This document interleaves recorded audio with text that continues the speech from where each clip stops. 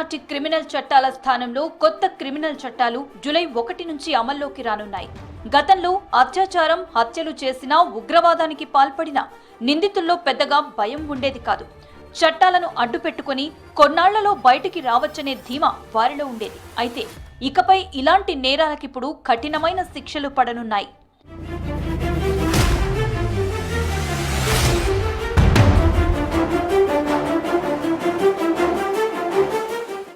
0 FIR నుంచి online ఫిర్యాదుల వరకు అనేక మార్పులు కొత్త క్రిమినల్ చట్టాల్లో పేర్కొన్నారు. ఎలక్ట్రానిక్ రూపంలో సమన్లు, దారుణమైన నేరాలకు సంబంధించి నేరం జరిగిన ప్రదేశాన్ని తప్పనిసరిగా వీడియో చిత్రీకరించడం వంటివి కూడా ఇందులో ప్రధాన అంశాలుగా ఉన్నాయి. ఈ కొత్త చట్టాల ప్రకారం పోలీస్ స్టేషన్కి వెళ్లాల్సిన అవసరం లేకుండానే ఆన్లైన్లోనే ఫిర్యాదు చేయవచ్చు. దీని ద్వారా చాలా ఈజీగా, చాలా స్పీడ్గా బాధితులు తమ సమస్యను తెలియచేయడానికి వీలవుతుంది. అప్పుడు పోలీసులు కూడా వెంటనే రియాక్ట్ అయ్యే అవకాశం ఉంటుంది.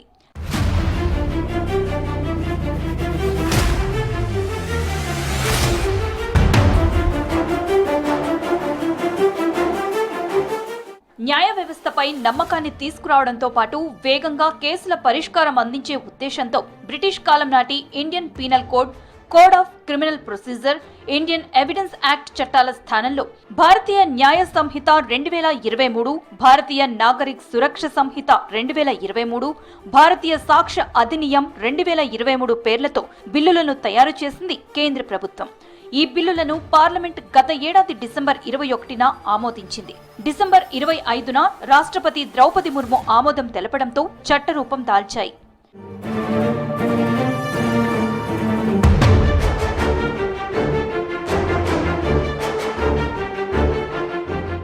మోదీ సర్కార్ తెచ్చిన 3 కొత్త క్రిమినల్ చట్టాలు ఏం చెబుతున్నాయో ఒకసారి క్షుణ్ణంగా పరిశీలిద్దాం.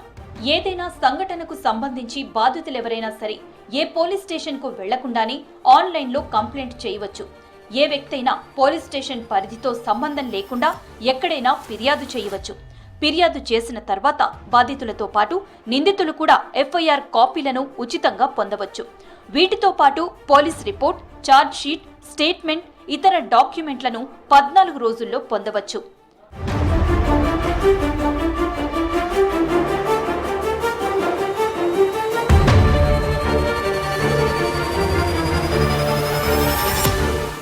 ఎవరైనా వ్యక్తి అరెస్ట్ అయ్యే సందర్భాల్లో అతడు తన ఫ్రెండ్స్, బంధువులకు తన పరిస్థితిని తెలియజేసే హక్కు ఉంటుంది. దీని ద్వారా తక్షణ సహాయం పొందే వీలవుతుంది. అరెస్ట్ అయిన వ్యక్తి వివరాలను స్థానిక పోలీస్ స్టేషన్తో పాటు జిల్లా ప్రధాన కార్యాలయాల్లోనూ ఓపెన్ గా ప్రదర్శిస్తారు.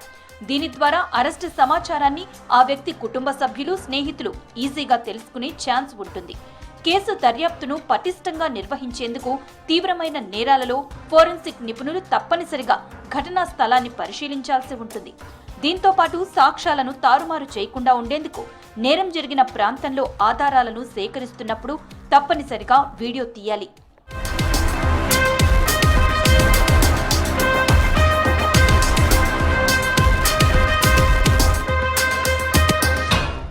చిన్నపిల్లలు, మహిళలపై నేరాలు జరిగినప్పుడు సాధ్యమైనంత త్వరగా ఫాస్ట్ ట్రాక్ ద్వారా దర్యాప్తు పూర్తి చేయాలని కొత్త చట్టాలు చెబుతున్నాయి. అంతేకాదు, బాధితులు తమ కేసు ఎంతవరకు వచ్చింది వంటి విషయాల గురించి 90 రోజులలోపు రెగ్యులర్ అప్డేట్ పొందవచ్చు. దీనివల్ల బాధితులకు సమాచారం అందించి చట్టపరమైన ప్రక్రియలో పాలు పంచుకునేలా చేస్తుంది. పారదర్శక నమ్మకాన్ని పెంచుతుంది. అలాగే తీవ్రమైన నేరాల్లో బాధితులకు ప్రాథమిక చికిత్స లేదా పూర్తి వైద్యం ఉచితంగా అందించాల్సి ఉంటుంది. ఆపద సమయంలో వారి ఆరోగ్య సంరక్షణకు ప్రాధాన్యం ఇవ్వడం వల్ల వారు త్వరగా కోలుకునే ఛాన్స్ ఉంటుంది.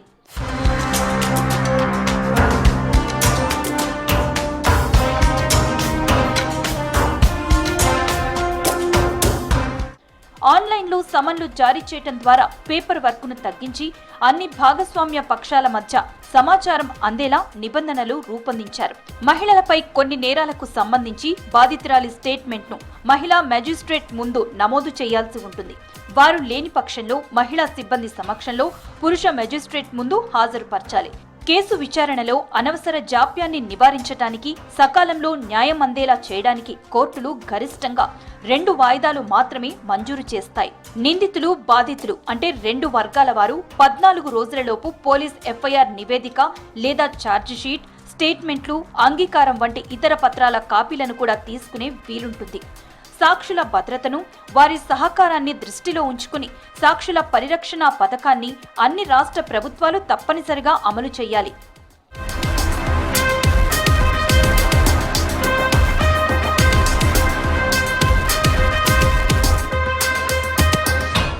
అన్ని చట్టపరమైన చర్యలను ఎలక్ట్రానిక్ పద్ధతిలో నిర్వహించడం ద్వారా కొత్త చట్టాలు బాధితులు, సాక్షులు, నిందితులకు సౌలభ్యాన్ని అందిస్తాయి. దీని ద్వారా మొత్తం చట్టపరమైన ప్రక్రియను క్రమబద్ధీకరించడం, వేగవంతం చేయడానికి వీలవుతుంది. ఇక అత్యాచార నేరాల కేసుల్లో బాధితురాలికి మరింత రక్షణ కల్పించడానికి, అత్యాచార నేరానికి సంబంధించిన దర్యాప్తులో పారదర్శకతను అమలు చేయడానికి బాధిత వ్యక్తి వాంగ్మూలాన్ని ఆడియో, వీడియో ద్వారా పోలీసులు నమోదు చేయాలి.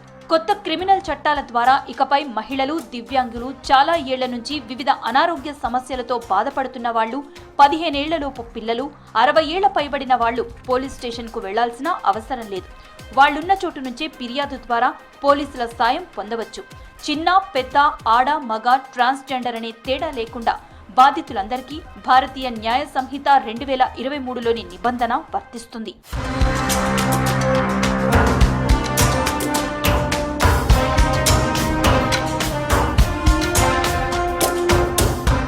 ఎవరైనా చిన్న చిన్న నేరాలు చేసి అరెస్ట్ అయినప్పుడు వారికి సమాజ సేవ చేసే అవకాశాన్ని కొత్త చట్టాలు కల్పిస్తున్నాయి. నిందితులు తమ తప్పులు తెలుసుకోవడంతో పాటు సామాజిక బాధ్యతలను గుర్తు చేయటమే దీని లక్ష్యం. కొత్త చట్టాల ప్రకారం కొన్ని నేరాలకు భారీ జరిమానాలు ఉన్నాయి. కొత్తగా తెచ్చిన భారతీయ న్యాయ సంహితలోని సెక్షన్ 106 సబ్సెక్షన్ 2 ప్రకారం వెహికల్స్, ట్రక్కుల డ్రైవర్లు యాక్సిడెంట్ చేసి వ్యక్తుల మరణానికి కారణమైతే కఠినమైన శిక్ష విధించాలని పేర్కొన్నారు. నిర్లక్ష్యంగా, దురుసుగా వాహనాన్ని నడిపి ఎవరినైనా ఢీకొట్టి చంపి పోలీసులకు లేదా మెజిస్ట్రేట్కు సమాచారం ఇవ్వకుండా పారిపోయినట్లయితే 10 ఏళ్ల జైలు శిక్ష, 10 లక్షల రూపాయల వరకు ఫైన్ విధించాలంటూ నిబంధనల్లో చేర్చారు. ఈ నిబంధనలపై దేశవ్యాప్తంగా ట్రక్కు డ్రైవర్లు ఆందోళనలు చేపట్టారు. దీంతో ప్రస్తుతానికి ఈ చట్టంలోని సెక్షన్ 106 సబ్సెక్షన్ 2 అమలును వాయిదా వేస్తున్నామని నోటిఫికేషన్లో కేంద్రం తెలిపింది.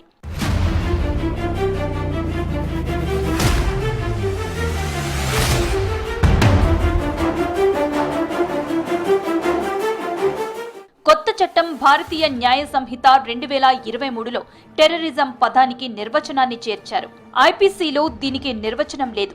రాజద్రోహం స్థానంలో దేశద్రోహం పేరుతో కొత్త సెక్షన్ చేర్చారు. వేర్పాటువాదం, సాయుధ తిరుగుబాటు, విధ్వంసకర కార్యకలాపాలు, దేశ సార్వభౌమత్వం, యూనిటీకి భంగం కలిగించే చర్యల వంటి అంశాలను ఈ సెక్షన్లో పేర్కొన్నారు. పాత చట్టంలోని రాజద్రోహ సెక్షన్ కింద నేరం రుజువైతే 3 ఏళ్ల జైలు శిక్ష విధించే అవకాశం ఉండగా, కొత్త చట్టం కింద నేరం రుజువైతే 7 ఏళ్ల జైలు శిక్ష నుంచి గరిష్టంగా జీవిత ఖైదు, ఫైన్ విధించవచ్చు. భారతీయ పౌరుడు ఎవరైనా దేశం వెలుపల నుంచి ఈ సెక్షన్ కింద నేరానికి పాల్పడినా దోషిగా పరిగణించాలని చట్టంలో పేర్కొన్నారు.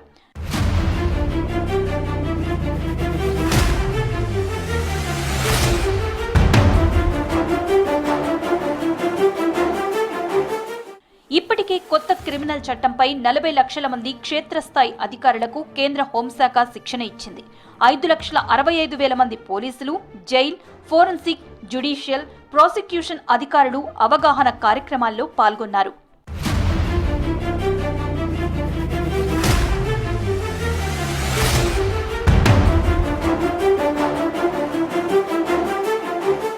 అయితే 3 కొత్త క్రిమినల్ చట్టాల అమలుపై కొన్ని వర్గాల నుంచి తీవ్ర వ్యతిరేకత వ్యక్తమవుతోంది.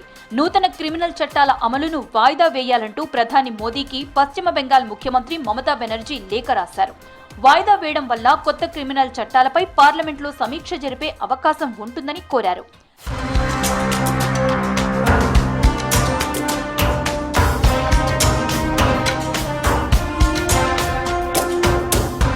ఇటు పౌర సమాజం నుంచి కూడా తీవ్ర వ్యతిరేకత వ్యక్తమవుతోంది. కొత్త చట్టాలను నిలిపివేసేలా తక్షణ జోక్యం తీసుకోవాలని ఇండియా బ్లాక్ నాయకులు, పౌర సమాజ ప్రముఖులు ఎన్డీఏ మిత్రపక్షాలను కోరారు. దాదాపు 3,600 మందికి పైగా తమ సంతకాలతో కూడిన లేఖను పంపారు. వీరిలో తుషార్ గాంధీ, తానికా సర్కార్, హెన్రీ టిఫాకే, తీస్తా సెతల్వాద్, కవితా శ్రీవాస్తవ, షబ్నం హష్మీతో పాటు పలువురు ప్రముఖులు ఉన్నారు. కొత్త చట్టాల అమలును వాయిదా వేయమని ప్రముఖ న్యాయవాది ఇందిరా జైసింగ్ తో పాటు 100 మంది బ్యూరోక్రాట్లు కూడా కేంద్ర ప్రభుత్వాన్ని కోరారు. కానీ ప్రభుత్వం నుంచి ఎలాంటి స్పందన లేదు. దేశంలోని చాలా మంది మేధావులు ఈ చట్టాల అమలు వల్ల తలెత్తే పరిస్థితుల గురించి ఆందోళన వ్యక్తం చేస్తున్నారు. అప్పటి చట్టాల్లో చేసిన సవరణలు చాలా వరకు క్రూరమైన స్వభావం కలిగి ఉన్నాయంటున్నారు.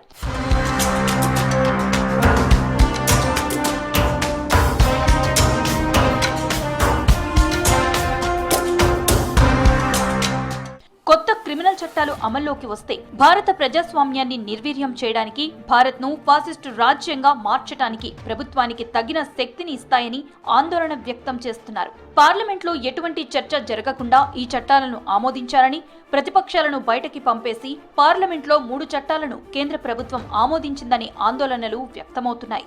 దానివల్ల చాలా ప్రశ్నలకు సమాధానాలు లేకుండా పోయింది.